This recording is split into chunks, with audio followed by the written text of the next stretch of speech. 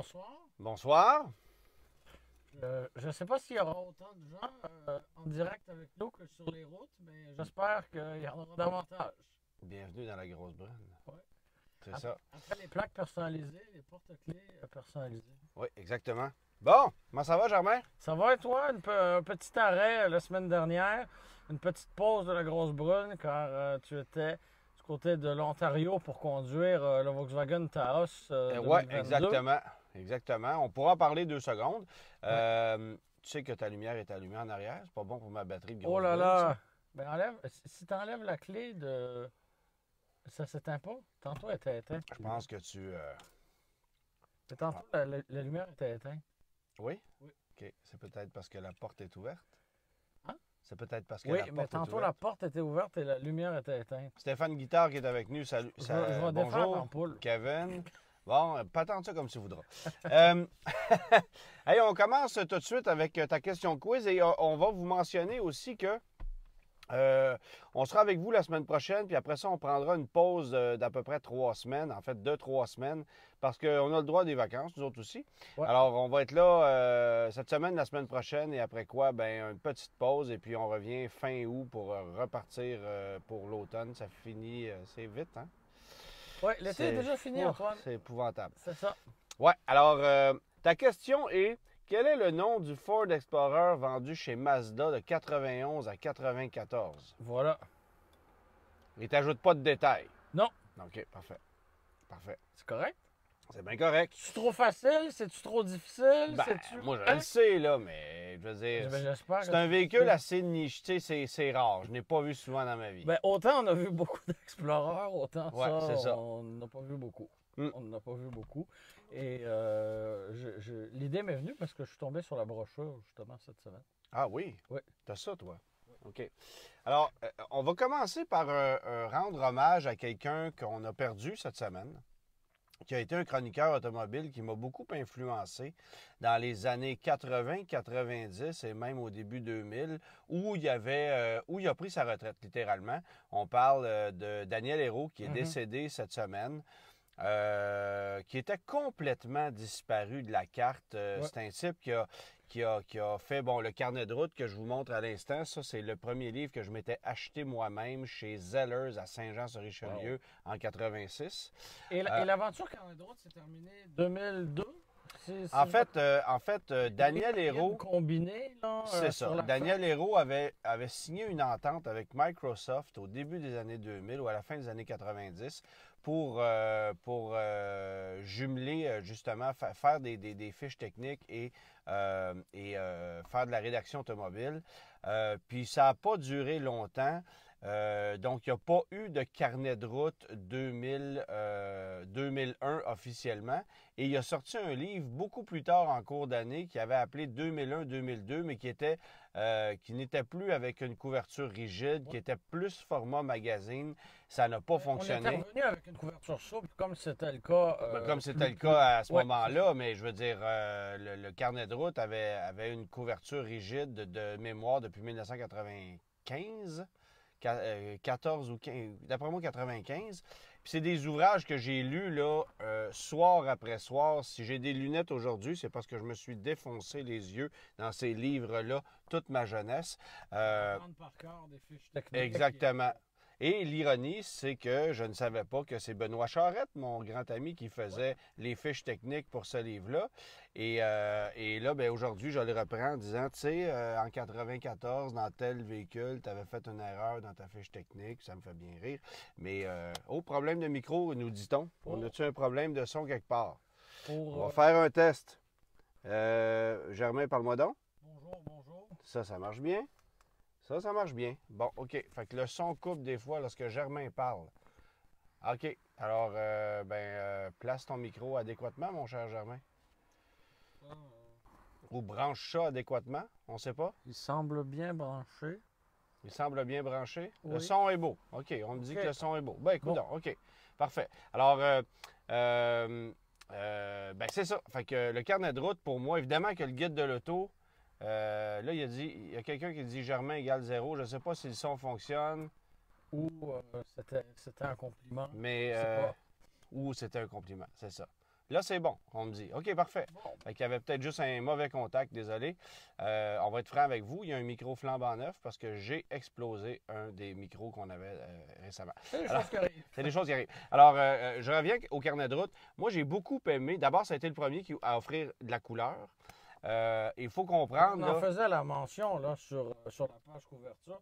Un peu Ouais. comme un motel qui annonçait avec une télé couleur. Là, Ouais, un on peu fait ça. la publicité en disant, je crois que c'est 350 photos en couleur. Ouais. Bon, en 2021, ça nous paraît bien normal, mais visiblement, C'est ça. c'était une autre époque. Là. Exactement. Puis, ce qui était fascinant, c'est que, bon, ben moi, j'ai lu ce livre-là. Il y avait des trucs que tu ne retrouvais pas nécessairement dans le guide de l'auto. C'était différent, mais en même temps, ça s'en inspirait beaucoup. Et j'ai su beaucoup plus tard que Daniel Hérault et Jacques Duval étaient de vrais ennemis, se Il y a un détestaient. papillon dans l'auto. Ah, ben bonjour. Hein? Ça fait partie des joies du direct. C'est toi qui as décidé. C'est toi qui as décidé d'avoir la Oui, porte mais ouverte. j'aime en pas les arrière. insectes.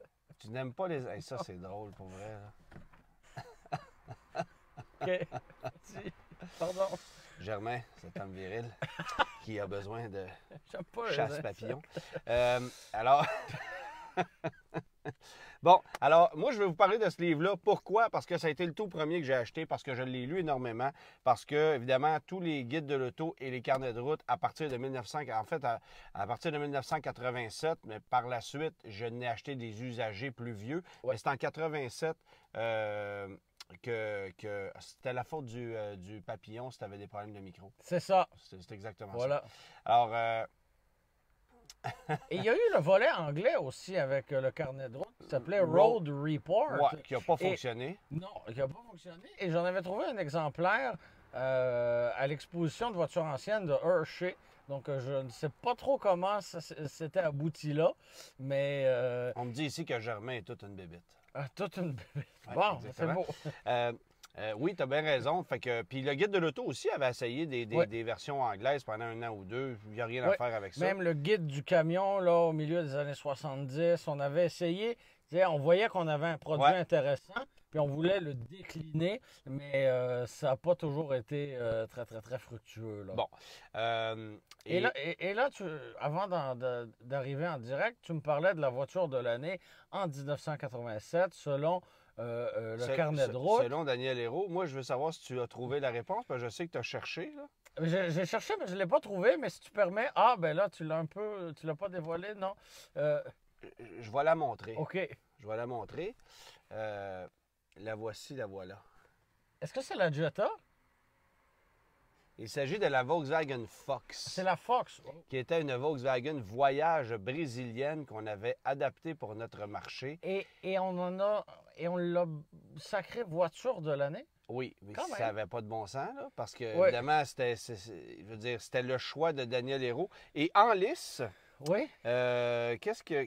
Je crois qu'il l'avait indiqué quelles étaient les voitures en lice pour la voiture de l'année, si je me souviens bien. Ben, regarde, on va lire ce qu'il avait écrit sur la Ouais. Fox, tout simplement. Ouais. En arrivant à égalité avec sa consoeur, la Golf, un petit chef-d'œuvre dans son genre, la Fox s'impose dans une catégorie où la concurrence ne manque pas. Elle arrive cependant avec des arguments de taille, dont le premier tient à son prix qui va faire mal aux Coréennes et aux Japonaises. Une Fox, c'était pas mal plus cher qu'une Excel, là. Oui. Euh, Et c'est drôle qu'il mentionne la Golf parce qu'on a vu les Golf vivre beaucoup plus longtemps là, que la Fox. Ben oui. Là, de la même période, entendons-nous. Là. Ouais. Fait que là, ensuite vient son confort nettement au-dessus de la moyenne, de ce niveau de qualité de sa suspension, de son faible niveau sonore, Seigneur, ou de ses sièges fermes, mais bien dessinés, à l'avant surtout. Sa qualité signée Volkswagen est gage d'un produit consciencieusement étudié, rodé et fiable. Oui, oui, hein, on peut... on étire Mais peut-être ça. cela étant dit, je veux dire, quand on nomme une voiture de l'année, c'est tout le temps délicat. Oui. Moi, je me souviens de la Jacques qui avait nommé la Néon voiture Oui. de l'année en 1994. Oui, c'est Bon.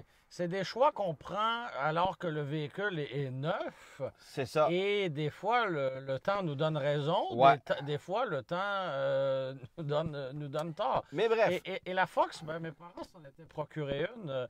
Je ne me rappelle pas de l'année exacte, peut-être 88. C'est les années où ça s'est le plus vendu. Et c'était la première voiture neuve qu'ils se sont achetée. D'accord.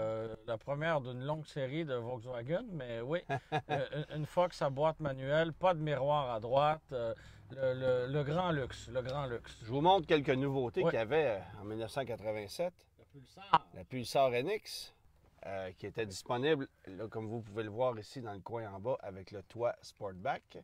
Et quel était le véhicule conceptuel là, sur la couverture? Ça, c'est une Peugeot Casar, OK. qui était en fait un concept assez spectaculaire de l'époque. Ouais. Et Daniel Hérault avait voulu, si ma mémoire est bonne, Daniel Hérault est un amateur de Franco Sbarro. OK. Et de Franco Sbarro, qui a droit d'ailleurs à un reportage dans ce livre-là. Franco Sbarro, c'est un designer qui a une école de design automobile du côté de l'Europe. Et il y a eu plusieurs reportages d'effectués à son égard au fil des années dans le carnet de route. Il faut savoir que Daniel Hérault était français d'origine. Ouais. Alors, il se présentait souvent. Et la Challenge qui est ici, la voiture blanche que vous voyez, bon, les deux sont blanches, là, mais la plus stylisée, celle-là ici, c'est une voiture signée Sbarro. Qui avait été présentée au Salon de Genève. Franco Sbarro avait d'ailleurs un kiosque au Salon de l'Auto de Genève à chaque année. Donc, problème de micro pour Germain encore. Je ne sais pas quoi faire. Là. Bon, OK. Fait que, on va essayer on va composer avec. Germain, le micro est neuf, mais écoute donc. À moins que ce soit ici. Non, ça ne peut pas être ici. Ça, c'est bien branché. OK. Vas-y donc, mon Germain. Bonjour. Oui. Pourtant, ça module. Hein? Oui, pourtant, tout module bien. Alors... pour le guide de l'auto en 2022, je te propose, Antoine, d'avoir une moustache comme Daniel en 87. Oui, absolument. Ce serait tout à fait génial. Fait qu'on vous le montre. Sur la couverture, là, une belle moustache. Je te le souhaite. Alors voilà. Mais depuis 20 ans, on n'a pas entendu parler de Daniel Hérault qui s'était acheté un motel, l'avait converti. J'ai aucune idée de ce qui s'est passé, honnêtement. Et beaucoup de collègues vont prendre leur retraite, vont accrocher leur stylo, mais vont quand même garder un pied dans le milieu parce que forcément, quand on est passionné d'automobile, c'est difficile de quitter l'environnement. Mais dans le cas de Daniel, il était complètement... Complètement. Moi, je l'ai rencontré une fois, alors que je n'étais même pas encore dans le domaine au début. J'étais allé le voir pour une séance d'autographe qu'il donnait au tournant de début des années 2000, tu commençais tout juste ta carrière. C'est ça. Puis lui, il venait de la terminer, mais je l'ai croisé. Je vais toujours me souvenir, c'était dans une station service Goodyear où il y avait de la mécanique, où il faisait une séance d'autographe pour son nouveau livre. Demandez-moi pas ce qu'il faisait là, mais bref, j'étais allé le voir là-bas et c'est quelques années plus tard que j'ai rencontré Benoît Charette et que j'ai commencé et que j'ai su qu'il avait travaillé pour Daniel Hérault pendant toutes ces années. C'est lui qui aura fait les fiches techniques, qui aura fait tout ce qui n'est pas de texte dans le carnet de route. Il a écrit pendant quelques années. Et il a écrit pendant quelques années, mais ne signait jamais ses textes. Benoît, c'est Daniel, c'était l'œuvre d'un seul auteur, selon le livre comme tel. Alors, mais bref, Daniel Hérault aura été pour moi une influence. Alors, on voulait le saluer, puis offrir nos condoléances à sa famille, bien sûr. Et à la suite de l'aventure Carnet de route, Benoît avait lancé le livre concurrent du Guide de l'auto aujourd'hui. Ben, cherche pas. Benoît a trouvé l'opportunité. En fait, Carnet de route, ça a été... livre s'éteindre pour en démarrer un nouveau. Pour en démarrer un nouveau qui est l'annuel de l'automobile, puis qui est toujours en place. Puis il y en a eu des essais. Là. Souvenez-vous, il y a eu l'Almanach de l'auto de Jacques Rainville pendant plusieurs années. Il y a eu le livre de la presse pendant plusieurs années. Mais aujourd'hui, il y en a deux. Le nôtre est celui de Benoît. Et puis, justement, moi, je porte le chandail du guide de l'auto aujourd'hui. Au moment où je viens de terminer mes textes, et j'en suis très heureux d'ailleurs. Dernier texte que j'ai écrit, c'est celui du Range Rover 2022 avec le retrait de son moteur diesel. Je parle de ça, OK? On fait une transition. Parce que Ford a annoncé la semaine passée le retrait de son moteur 3 litres Power Stroke dans son F-150, donc le moteur diesel, qui, on sait, est un moteur qui avait été initialement développé pour Land Rover et Jaguar. Mais fabriqué... on l'avait adapté au F-150 et le résultat n'était pas mauvais. Là. Le résultat n'était pas mauvais, pas du tout. Mais moi, ce que j'avais pu constater, dans les Range Rover d'abord et ensuite dans le F-150, c'est que c'était un moteur qui consommait plus de liquide duré que la moyenne des autres moteurs diesel du genre. Bon. Est-ce que ça faisait en sorte que le moteur pouvait rencontrer les normes? Peut-être. Est-ce que, pourquoi c'était comme ça? Mais sinon, le rendement énergétique est intéressant, le couple est intéressant. C'était un moteur qui était doux, qui était silencieux, qui était assez raffiné, qu'on avait développé, comme je le disais, pour JLR, là, Jaguar Land Rover initialement, mais qui était fabriqué dans une usine de Ford du côté de l'Europe. On l'avait adapté pour le F-150 ici en Amérique du Nord. C'était le même moteur. Et là, Ford a annoncé qu'on cessait l'offre de son moteur diesel. Et ce qu'on nous a dit chez Ford, c'est que la demande n'était pas assez forte, qu'il n'y avait pas de volume pour ce moteur-là. Eh bien, on veut surtout se concentrer sur l'hybride et l'électrique avec le Lightning. Regarde, là, j'y crois pas une seconde. OK? Le diesel se vendait bien, mais même si ça se vendait à 10 du nombre de F-150 que tu vends, c'est quand même un gros volume. Puis c'est un moteur qu'on devait garder parce que la compétition l'offre. Autant chez Ram que chez GM, on a un moteur diesel qui connaît du succès. Alors, quelle est l'idée d'aller enlever ce moteur-là? Bien, Ford, la réponse de Ford officielle, le mot d'ordre qu'on s'est donné à l'interne, c'est « dites que ça ne se vendait pas, puis on se concentre sur nos moteurs EcoBoost ». Ça, c'est le mot d'ordre. La vérité, c'est pas ça. La vérité, c'est que Land Rover aussi abandonne ce moteur-là. On cesse la production du moteur. Pourquoi? Parce qu'il ne rencontre plus les normes pour pouvoir continuer à être commercialisé. Point final. Mais encore une fois, Ford n'est pas tout à fait honnête dans la façon de... Je veux dire, on ne dira pas notre moteur est trop polluant, donc on l'enlève sur le marché. Là. Mais la vérité, c'est certainement pas qu'il n'y avait pas de demande pour ce moteur-là. Mais on n'a pas non plus la volonté ni l'intention de passer du temps à l'adapter pour qu'il rencontre les nouvelles normes. C'est probablement pas possible. C'est probablement pas possible. Si les concurrents ils sont capables... Oui, mais on a développé des moteurs plus récents, plus modernes, qui consomment moins de liquide duré. Oui, mais chez Ram, on a d'autres problèmes que celui des normes d'antipollution. Oui, on a des problèmes le moteur ne fonctionne pas. Oui, ce qui est quand même assez majeur. Là. Puis je me permets de dire que les deux derniers Jeeps que je devais essayer aussi, je les ai pas eus parce qu'il y avait des débris dessus. Le Grand Cherokee L, problème de système d'infodivertissement, c'est allé au concessionnaire. Le Jeep Wrangler 4XE ou 4xE, qui est le hybride rechargeable que tu as pu conduire. Moi, j'ai pu le conduire et pendant la semaine d'essai, le voyant du check engine s'allumait à plusieurs reprises sans vraiment savoir pourquoi, sans nécessairement avoir de symptômes. Bien là, on m'a dit que c'était un problème de pompe électrique qu'il y avait sur le véhicule. Le véhicule est neuf. C'est gênant, là. Je salue Dominique, un de mes amis qui s'en est procuré un récemment. Lui, il n'y a pas de problème avec le sien, mais évidemment, il est sur des forums de gens qui en possèdent et plusieurs d'entre eux sont au garage, histoire d'horreur. Alors, c'est ça qui est un petit peu désolant. Mais bref, Jeep, de toute façon, a annoncé là, son intention d'arriver avec une grande variété de versions hybrides rechargeables. Et l'arrivée aussi d'un V8 chez le Wrangler. Chez le Wrangler. Et là, moi, j'aurai la chance de conduire le Grand Wagoneer dans quelques semaines. On va faire un événement du côté des cantons de l'Est. Alors, je pourrais vous donner plus de détails à mon retour de vacances de ce mastodonte-là qui va utiliser un V8 6.4 litres. Tout ce qui est le plus économique, mais j'ai l'impression que ça va être un camion exceptionnel au niveau du confort, de tout ce que ça va offrir, ça c'est sûr. J'espère. Bon. Un petit mot pour mentionner que Tesla annonçait cette semaine son intention de rendre disponibles les bornes de recharge Tesla à tous les électromobilistes. Donc, vous avez une Kona électrique, vous pourriez vous recharger sur un réseau Tesla.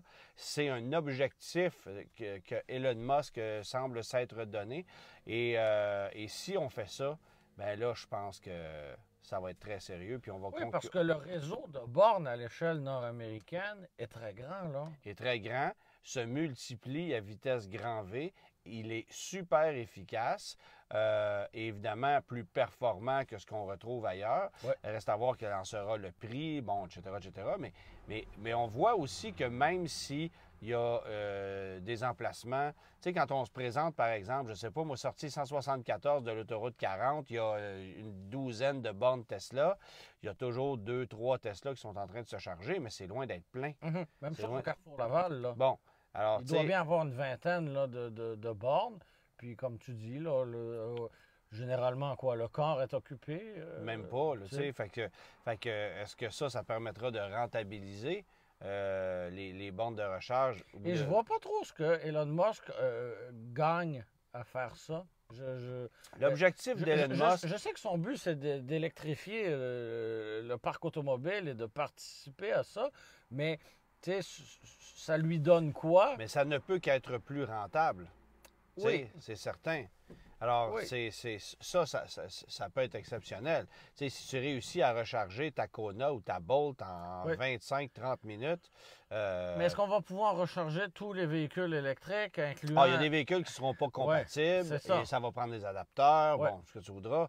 Mais probablement que Tesla va les offrir, les adapteurs à même les bornes. Bon, il y a beaucoup de questions en suspens, mais jusqu'ici, il n'y en avait jamais été question. Et là, il y a eu un énoncé cette semaine à ce niveau-là. Sur Twitter, hein, évidemment, comme toujours. Oui, c'est ça. Autre nouvelle, ben, la mort annoncée de deux berlines 5 portes. On le sait maintenant, c'est officiel. Oui, ben, chez Volkswagen, en fait, c'est encore un peu plus officiel que chez Kia avec la Stinger. Ouais. Mais bref, l'Arteon 2021, dernière année modèle. Donc, on est arrivé en 2019 avec cette voiture-là. Et on en a vendu quelques centaines. Même chose l'année dernière. Et on est à de très minces centaines pour 2021. C'est ça. Et ce sera tout. On va la conserver aux États-Unis pour 2022. Ouais. Ce qui est assez étonnant, là, mais bon, c'est ce qui a été décidé. Et pour la Passat, qui, elle, était de moins en moins intéressante, hein, on n'a pas le choix de le dire, elle va continuer pour 2022, mais seulement pour les parcs, pour les flottes, finalement. Donc, ça, c'est une drôle de décision, quand même. Oui, donc est-ce que c'est une question d'achalandage à l'usine de Chattanooga? Puis on est en transition aussi parce que on va adapter, on bâtit une nouvelle section pour les ID4 et on remplace littéralement la production des Passat par davantage d'Atlas et d'Atlas Crossport.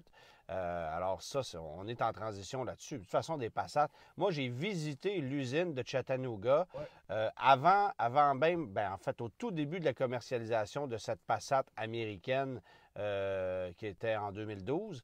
On était allé à Chattanooga, on était parti de l'usine avec les voitures pour rouler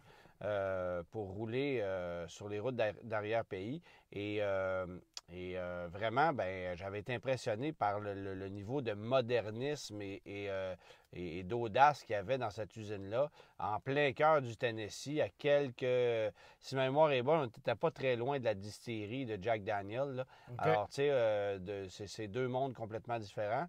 Une usine de Volkswagen puis une usine de Jack Daniel, pas très loin l'une de l'autre. C'est assez particulier. C'est deux univers parallèles. Oui, exactement.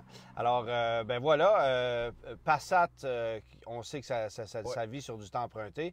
L'Arteon qui disparaît et Kia, bref, il y a beaucoup de rumeurs qui circulent à l'effet que 2022, ça sera la dernière année.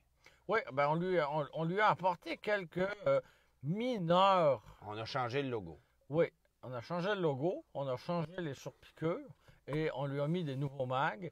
Et, Puis il y aura une version, je me souviens plus du nom, mais il y aura une Final version. Edition?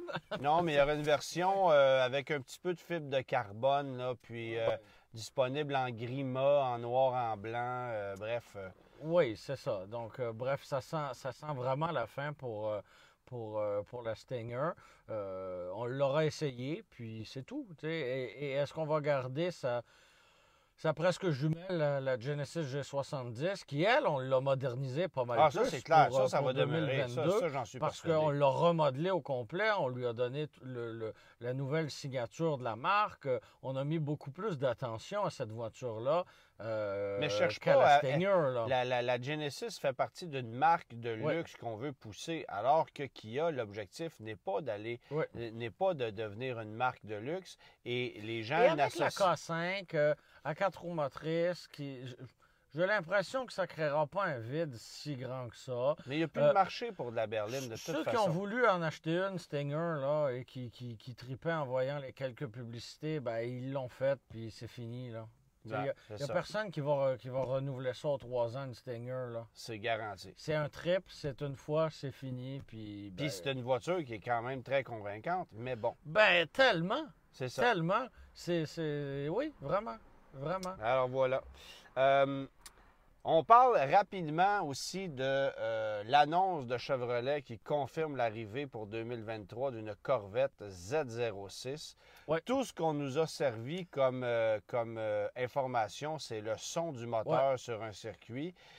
C'est prometteur. Hein? Qui me semble très électronique. Là, comme... Ouais. Bon. Mais il y aura une Z06 2023. Ben oui. Il faudrait juste C'est être capable écrit de dans- fournir à la demande pour les Corvettes régulières parce qu'actuellement, il y a une surenchère. Et, Mais est-ce qu'on est motivé à vendre des Corvettes à 100 000, mettons, ou on a mieux en vendre à 150 000? c'est Là? ça. Puis là, je vais peut-être être dangereux dans mon approche. Eh là là! Si vous regardez à côté, J'aime pas ça, Antoine, quand tu si fais vous ça. regardez juste à côté, ouais, il y a une Corvette qui est là, que je présenterai dimanche à Salut Bonjour. En fait, c'est une Corvette 2021 3LT décapotable que j'ai conduit rapidement jusqu'à maintenant. Là, je me permets de replacer le téléphone.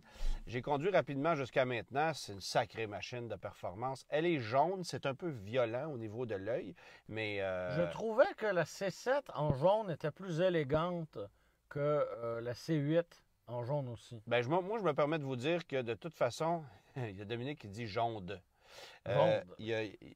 Je trouve de toute façon que, C'est que jaune. que la Corvette en version décapotable, elle est moins belle qu'en version coupée, personnellement. Et il n'y a aucun avantage pour moi à aller chercher une décapotable parce que le coupé, tu peux disposer du toit Targa, le mettre dans le coffre, Ouais. avoir une vue sur le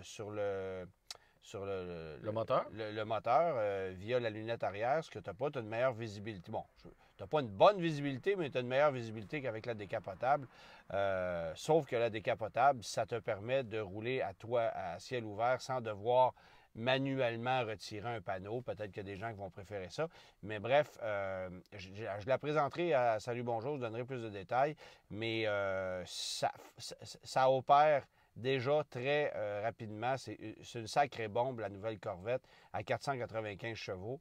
Alors, on s'attend à plus de 600 chevaux pour la Z06, c'est clair. Parce qu'on était à quoi, 650? 650, Ouais. et on disait que c'était conservateur comme chiffre, l'ancienne. Et est-ce que, sais-tu si la formule va être la même, c'est-à-dire système de suralimentation, là, pour... On n'a aucune OK. information. ou si mais ça va être une permets-moi de te assistance dire- électrique. Ben voilà, tu sais, à un moment donné, je suis pas persuadé qu'on va continuer à jouer avec des gros blocs. Difficile à dire. Il y a Hubert qui nous demande qu'est-ce qu'on pense de la A35 AMG. J'ai pas détesté la classe A. J'aime beaucoup l'habitacle, j'aime beaucoup sa dynamique de conduite en version hatchback plus intéressant Bien sûr. qu'en version berline parce que les deux sont disponibles.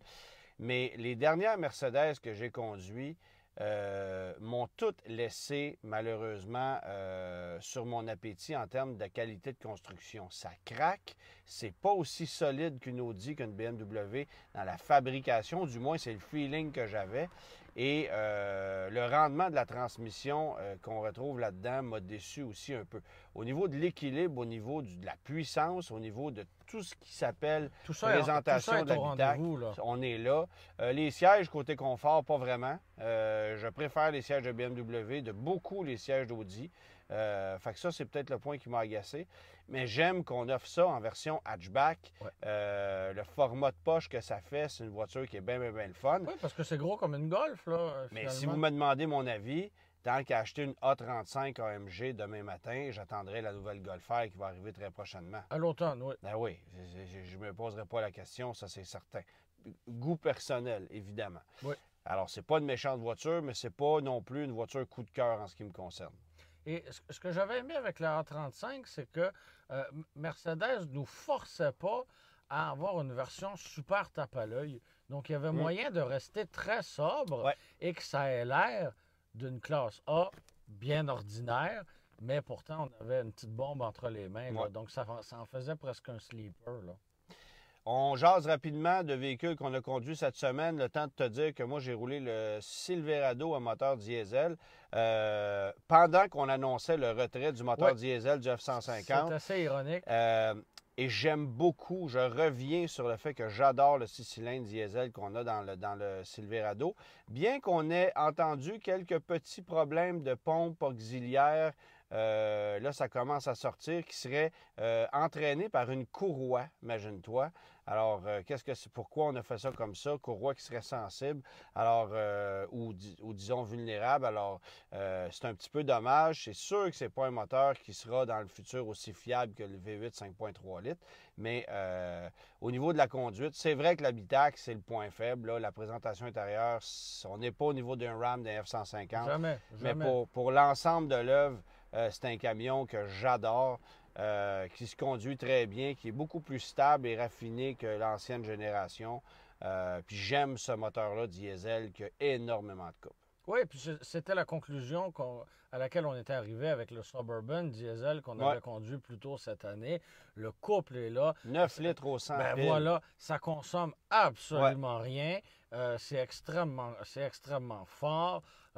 C'est difficile de ne pas l'aimer, là. C'est ça, exactement. Un mot sur ShiftGate, Antoine? Oui, c'est vrai. ShiftGate, qui est notre pendant canadien de Bring a Trailer, qui a été lancé officiellement aujourd'hui. Donc, c'est une plateforme en ligne où vous pouvez aller miser sur des voitures de collection à vendre, une plateforme canadienne. Le site est anglophone. Les Américains peuvent inscrire des voitures. À ce moment-là, elles seront vendues en dollars US. Si ce sont des Canadiens, bien là, à ce moment-là, la voiture est vendue en canadien. Vous misez en canadien sur cette voiture-là.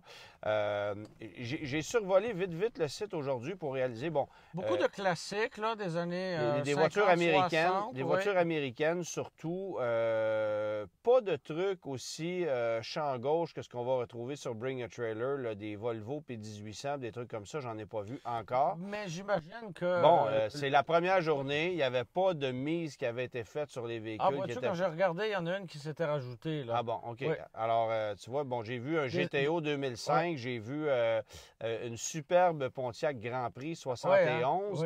Je pense qu'il est du côté de l'Alberta. Alors, c'est intéressant de regarder ça. On ne sait toutefois pas si les voitures sont vendues avec réserve ou sans réserve. Ça, c'est une nuance que j'aime plus ou moins parce qu'on ne sait jamais si ça vaut la peine d'aller miser sur l'auto ou pas. On dirait que quand on a l'impression et qu'on sait que l'auto va être vendue, ça donne un peu plus le goût. C'est ça, exactement. Donc, on ne sait pas s'il y a des réserves. J'imagine que oui. Mais en demeure pour moi que ce site-là va être bien intéressant, je pense, dans les prochaines semaines à analyser, à voir les voitures s'ajouter là-dessus. J'espère qu'il y aura une variété de véhicules qui vont être intéressants, puis qu'on sera quand même, tout comme Bring a Trailer, assez sélectif dans le genre de véhicule. Ouais, pour garder un niveau de qualité, sur le site Cars and Bids, hein, qui est l'équivalent de tout ça finalement, qui est parrainé par Doug DeMuro. Et ça ressemble, ça fait un peu plus bonbon mélangé, là. Il y a du beau et il y a du plus ordinaire, là. Donc c'est plus aléatoire, alors que sur Bring a Trailer, le processus est plus rigoureux. Ben, non seulement pour la voiture, mais pour la condition de la voiture oui, aussi. c'est ça. Donc, les filtres en laissent moins passer, disons ça. Vous n'aurez pas de voiture repeinte mauve et orange. Non, il n'y aura pas de Chrysler intrépide, même s'il y a peu de kilométrage. Non, c'est ça. Fait que c'est. Salutations à tous les propriétaires. Peut-être une RT. Ouais, peut-être. Intrépide RT. En étirant, là. Oh, oui, c'est ça. En voilà. Bon, on a des. Ah, ben, faut que je te montre ta brochure de la semaine. Oui. Ça, c'est l'œuvre de Germain. Il a trouvé ça dans ses boules à mythes. Une brochure de Subaru 73. Oui. Qui est particulière dans la mesure où Subaru est arrivé au Canada en 79, donc on s'entend, c'est une brochure américaine. Brochure américaine, et quand on en fait la lecture, on voit que on mise très fort sur les roues motrices avant. Oui, c'est ça. Parce qu'il n'y avait pas de 4 roues motrices chez Subaru dans ce temps-là. C'était une autre époque. Mais il y a un beau 2 pages là, qui nous dit que c'est une voiture là, conçue pour l'Amérique, pour les Américains. Voilà. Non, je ne vois pas à quel moment on peut penser que cette voiture-là était conçue pour les Américains du début des années 70. Ça n'a pas de sens de dire ça. Et si tu tournes la page, tu vas voir, il y a une belle version familiale. Bien sûr. Je n'ai jamais vu ça en vrai. Alors moi, ça, j'en ai vu. Oui. Ça, j'en ai vu. Ça, je me souviens d'avoir vu ça. On en a eu au Canada. Quand Subaru est arrivé en 79 avec ça, on en avait ici. Et j'en ai vu aux États-Unis il y a 2 ou 3 ans. Une qui était à vendre avec un système d'échappement défectueux. Elle était de couleur argent. Et cette version-là... était défectueux. Oui, c'est ça. Mais ce modèle de Subaru-là aura été offert avec les 4 roues motrices à la fin de sa carrière, avant qu'on le renouvelle au début des années 80. Alors, c'était particulier, hein? Mais il n'y avait pas de 4 roues motrices dans ces années-là. Un moteur 1,4 litres de 60 quelques chevaux, là, c'est pas spécifié ici. Mais bref, c'était minimaliste. Et la partie avant me fait penser un peu au Mazda de la même époque. Là. Je sais pas. Oui, on arrivait tous du Japon en même temps, là, mais on sent quand même certaines ressemblances là, de ce côté-là. Ben, tu vois, Eric qui dit que ça ressemble à Datsun. Bon, ça se ressemble un peu tous. C'est ça, finalement. Voilà. Alors, Germain, question? Oui, donc on a David qui nous a écrit à tous les deux qui semble avoir des problèmes avec le toit de sa Volkswagen Sportwagen Highline 2019 qu'il a acheté neuve l'année dernière. Il y a des infiltrations d'eau depuis le début, même avec des simples verres. Ça fait 3 fois qu'il va chez son concessionnaire. Au début, l'eau était visible dans le compartiment sous le volant, là où le vide-poche finalement. Et sur le cache-valise, ça se déversait allègrement. Après un premier rendez-vous, ça a continué. Bref, qu'est-ce qu'on fait avec tout ça? Bien, c'est un problème qui n'est pas isolé. On en a entendu parler un peu. D'ailleurs, le toit aussi, il semble ne pas être isolé. Non, c'est ça. Mais là, est-ce qu'on parle d'un toit panoramique? C'est pas clair, là. Est-ce que c'est une infiltration d'eau qui vient du pare-brise? Est-ce que ça vient du toit ouvrant panoramique? Parce que les toits panoramiques... Bien, pour que ça se ramasse à la fois dans la valise et dans le vide-poche à l'avant, là... C'est ça. Alors moi, j'ai vraiment l'impression qu'il y a un toit panoramique là-dessus. Et il y a des problèmes d'infiltration d'eau causés par ça. Les toits panoramiques, quand vous prenez cette option-là, sachez que ça peut occasionner des problèmes. Infiltration d'eau, ça demande un entretien aussi. Un toit panoramique, il faut le graisser 2 fois par année, ce que personne ne fait. Donc, les mécanismes font défaut. Il y a des caoutchoucs là-dedans qu'il faut qu'ils soient lubrifiés. Et si on ne le fait pas, bien, après une couple d'années, bon là, évidemment, dans ce cas-ci, c'est une 2019, c'est inacceptable, mais après une couple d'années, il peut y avoir des problèmes. Alors, pensez-y à 2 fois avant de prendre cette option-là, parce que ça peut être agaçant. Et moi, je ferais une plainte au service à la clientèle de Volkswagen Canada. Tout simplement, c'est la chose à faire. C'est la première étape. Si le concessionnaire ne veut pas entendre raison, vous passez à l'étape suivante. C'est malheureux, mais c'est ça. Et plus il y a de gens qui vont le faire, plus Volkswagen va considérer ça. Là. On a reçu plusieurs messages, là. Donc, c'est pas...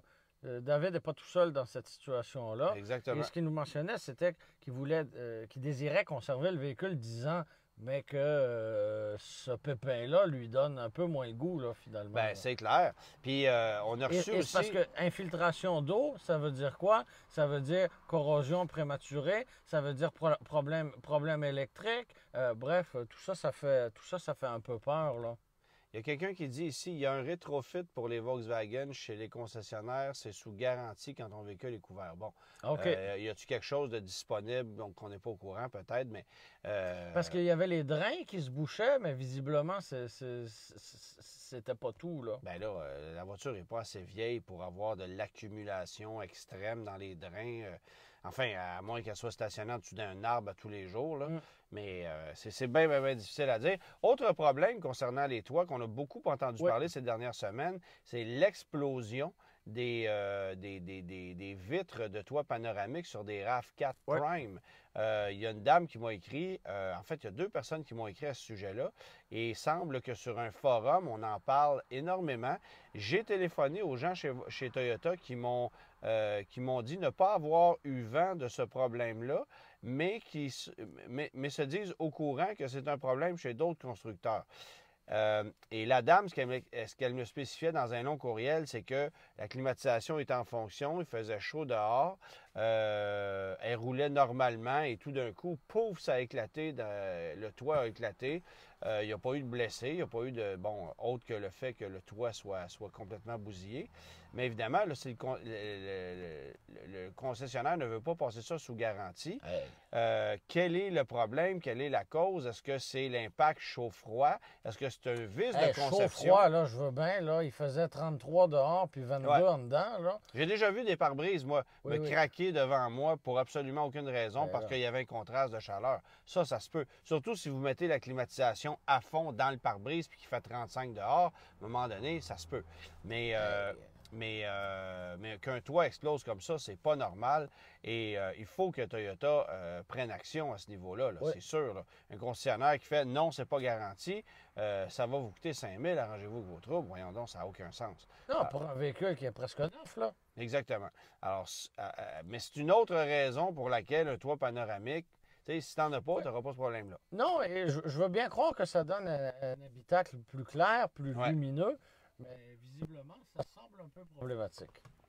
Exactement. Puis tu vois, sur la grosse brune, j'en ai pas, puis on voit très bien. Mais il y a beaucoup de vitres, remarque. Oui, et la voûte est de couleur claire, donc ça aide beaucoup. Elle a peut-être déjà été plus claire que ça, par contre. Peut-être. Ça, on ne sait pas. Question suivante, on a Marc-Antoine qui nous demande ce que tu penses de la Ford En fait, est-ce qu'on dit là ou là? Le Ford Maverick hybride, elle semble pas très puissante avec seulement 191 chevaux pour un camion. Bien, pour un camion, c'est une voiture, c'est tout petit. Qu'on a plus ce matin, hein, d'ailleurs. Oui, mais on n'a pas le droit d'en parler. Pas le droit d'en parler. On n'a pas eu le droit de le conduire. C'est ça. Regarde. À quoi bon?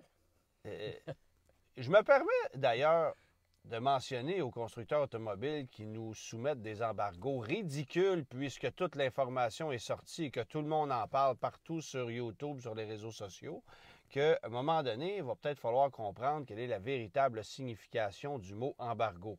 Embargo signifie une information exclusive qu'on vous divulgue sous promesse de ne pas en parler avant une date précise. Là, on nous demande de respecter un embargo pour une information qui existe déjà. Alors, je me permets de vous dire que je n'ai pas d'embargo à respecter. Parce que les mécaniques, l'échelle de prix, la date d'arrivée, tout ça, on le savait déjà là, concernant le Maverick. Ça n'a aucun sens. Alors, la seule différence, c'est qu'on l'a vu. La seule différence, c'est qu'on l'a vu. Et il est beau. Et ça va se vendre et ça va connaître beaucoup de succès. Et j'espère que Ford va être sérieux dans son approche en amenant beaucoup de versions hybrides. Et j'espère qu'on va réfléchir à la possibilité de mettre le rouage intégral avec la motorisation hybride. Parce que là, pour l'instant, ça manque.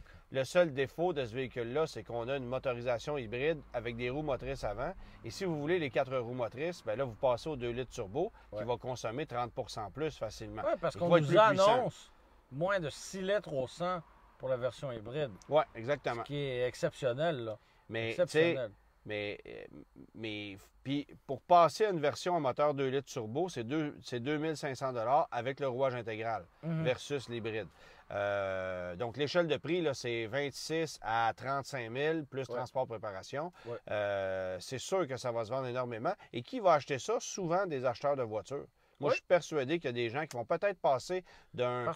Parce que pour le même prix qu'une voiture, puis pour la même consommation d'une voiture, bien, vous allez avoir un véhicule avec lequel vous allez pouvoir aller chercher vos poches de terre au printemps, mettre un vélo en arrière. En fait, c'est dans la même échelle de prix qu'un Ford EcoSport. Oui. En fait, j'avais fait le calcul, là, il est comme 50 moins cher l'EcoSport, là, quelque chose de même. Là. Et on ne se pose pas la question? On se pose pas la question un seul instant. J'ai beaucoup aimé la caisse du Maverick, même si elle est courte, là, 4 pieds et demi, c'est pas très long, mais elle est profonde par rapport à un Honda Ridgeline, par rapport même le plateau est élevé, à un Gladiator, oui. Il y a une belle hauteur et ça, c'est bien, c'est très bien. Ouais. Et point d'ancrage partout, bref. Il y aura moyen de faire quelque chose avec cette boîte-là, même si elle est petite. Exactement. Dernière question? Oui, on a Steve qui nous dit pourriez-vous nous donner votre avis sur les trois dans l'ordre? Donc, Jetta GLI 2021, Honda SI 2021 et Hyundai Elantra N 2022, transmission automatique. Plaisir de conduire fait partie des critères. Confort aussi. Voilà. Il dit s'il y a d'autres suggestions à lui faire, d'y aller aussi. Il regarde aussi la Mazda 3 et la Kia K5, mais en regardant surtout les trois premières citées. C'est sûr que la Mazda 3 avec son moteur turbo, c'est très intéressant. Absolument. On regarde pour une automatique, alors la Mazda 3, ça peut être un super bon parti. Et elle offre les 4 roues motrices que les autres n'offrent pas. Alors, en partant, et j'aime aussi personnellement le fait que le look soit peut-être un petit peu plus sleeper, un petit peu plus discret que celui d'une Elantra N qui est résolument sportive dans son approche. L'Elantra N, on ne l'a pas conduit. On sait par contre à quoi s'attendre. Ça va être très puissant. Il va y avoir beaucoup d'effets de coupe en accélération. Oui, parce que ça va demeurer une voiture traction, là. C'est ça. Et c'est sûr que je vais être déçu du rendement de la transmission DSG. J'en suis persuadé. Bien, DSG, double embrayage. Donc, ça, je suis persuadé de ça. J'aime beaucoup la Jetta GLI au niveau de sa conduite, de son rendement. C'est très agréable pour une utilisation quotidienne. C'est pas la sportive la plus radicale, mais on peut avoir du plaisir à tous les jours et ça demeure convivial là, pour une famille de 4, par exemple. Là. On a un grand coffre. C'est très bien. C'est très, très bien. Et tu me parlais aussi de la Civic SI qui ne se fait pas avec la boîte automatique. Par contre, je me permets de vous dire qu'il existe une Acura ILX avec une boîte double embrayage, avec un moteur qui a bien du bon sens et qui est très agréable à conduire. Plus compact, il y a moins d'espace à l'arrière, mais c'est vraiment une voiture intéressante que les gens ne considèrent plus aujourd'hui et qui roule très bien. Plus chère, là. Ben, écoute pas, je veux dire, elle est au prix d'une Jetta GLI. Elle est au prix d'une Jetta GLI. Je choisirais quand même la GLI en premier lieu. Parmi les 3 choix que vous m'avez fait, moi, je suis vraiment pas un fan du look de l'Elantra et du rendement de sa transmission qui, je sais, va être agaçante et un irritant pour moi. Alors, même si c'est une sportive plus aguerrie, même si c'est plus rapide, si la tenue de route est plus exceptionnelle, personnellement, je n'irais pas là, mais c'est sûr qu'une Mazda 3 Sport, par exemple, avec le moteur turbo, la boîte automatique, bien, ça aussi, c'est un choix que je considère très intéressant. Alors, moi, j'irais soit vers la GLI ou la Mazda 3, qui seraient mes 2 choix principaux. Excellent. Merci, Antoine. On se reparle la semaine prochaine? Oui, réponse Mazda Navajo. Navajo. Oui. C'est ça. Alors, uniquement disponible en 2 portes, hein? Oui. Uniquement disponible sur le marché américain. C'est pourquoi il y a bien des gens qui ne connaissaient pas son existence. Voilà. Mais ça, c'est pas besoin d'être facile toutes les semaines. Là, mais non. Voilà. Merci, Germain. Merci. À la Salut semaine prochaine. Salut tout le monde. Merci à Éric Véronneau, à Yves Ford qui était avec nous. Bye bye.